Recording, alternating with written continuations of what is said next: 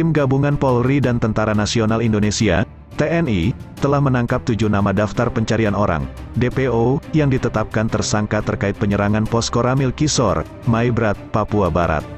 Kabid Humas Polda Papua Barat, Komisaris Besar, Kombes, Adam Erwindi mengatakan, dari hasil penyidikan sementara ini, aparat gabungan juga menambah jumlah para pelaku yang terlibat dalam penyerangan pos militer yang menewaskan 4 personel tentara tersebut.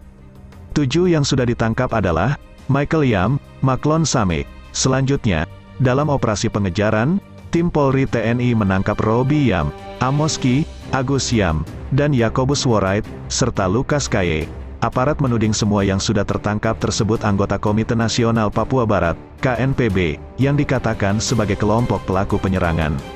7 tersangka tersebut sudah ditahan, dan dalam pemeriksaan untuk mempertanggungjawabkan perbuatannya, ujar Kombes Adam dalam siaran pers, Jumat, tanggal 1 Oktober tahun 2021 malam.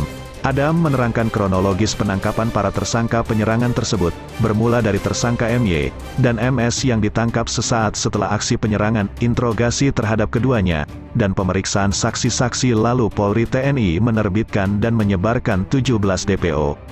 Selama pengejaran para buronan tersebut, dari penyidikan dan pemeriksaan tersangka, serta saksi-saksi, muncul nama Yakobus Worait, yang tak masuk dalam 17 DPO, namun Adam mengatakan, nama tersebut terlibat dalam penyerangan pos Koramil Kisor.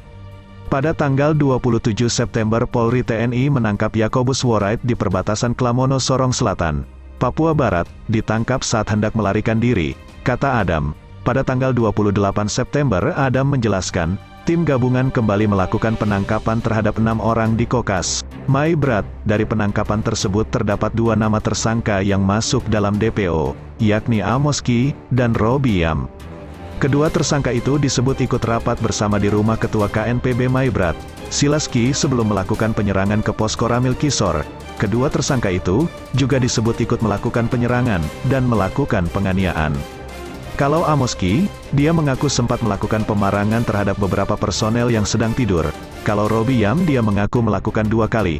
Pertama tugasnya memantau, dan melakukan penganiayaan terhadap personel TNI di kamar nomor 2, itu dari keterangannya, terang Adam. Adam menambahkan, dari pemeriksaan terhadap Amos Ki dan Robi Yam juga didapat pelaku penyerangan lainnya, yakni Lukas Ki.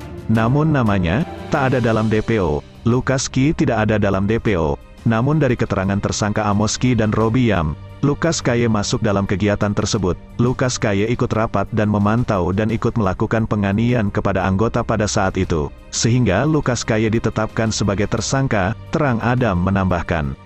Sedangkan 3 yang turut ditangkap pada tanggal 28 September tersebut, yakni inisial MK, YK, dan PK, dikatakan Adam dilepaskan karena diyakini tak terlibat dalam aksi penyerangan pos Koramil Kisor.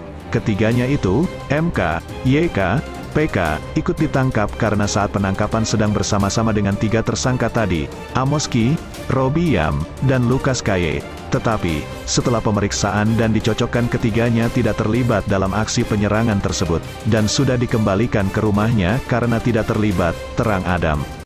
Selanjutnya pada tanggal 29 September kata Adam, tim gabungan menangkap Agus Yam, di wilayah Horait, Distrik Aitinyo, Maibrat. Adam menambahkan, kini ke-7 tersangka yang sudah tertangkap tersebut, dalam penahanan, dan proses pemeriksaan maksimal di Polres Sorong Selatan. Dari penyidikan sementara, selain sudah menangkap 7 tersangka penyerangan, tim gabungan Polri TNI juga menambah DPO pelaku penyerangan pos Koramil Kisor, semula 17 DPO. Namun munculnya nama-nama baru yang dituding bagian dari kelompok pelaku penyerangan. Kini jumlah tersangka sementara ada 21 orang. Dengan adanya penambahan DPO, pelakunya ada 21 orang. Bisa kemungkinan bertambah, dan yang sementara, sudah tertangkap 7 orang.